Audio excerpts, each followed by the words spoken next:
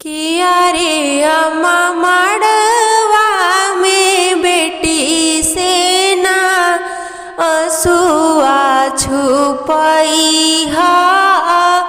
बेटी तोहरे हई होशियार।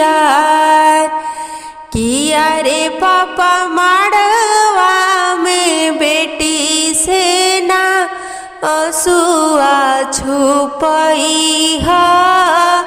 बेटी तोहरे हई होशियार।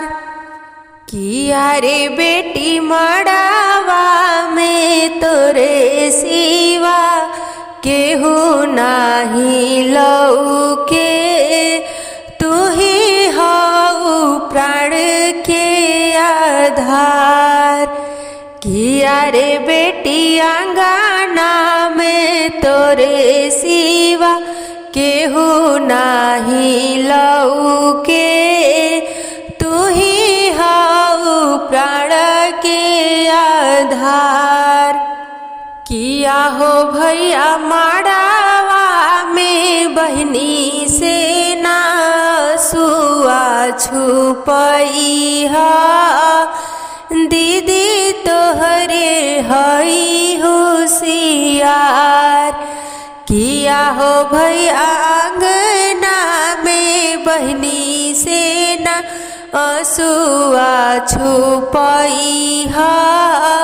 दीदी तोहरे हई होशियार।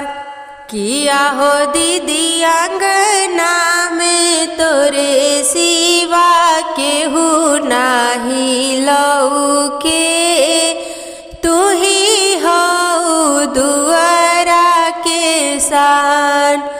किया हो बेटी घरवा में तोरे सिवा केहू नाही लौके। तू ही हऊ घरवा के जान। तू ही हऊ हम सबके जान।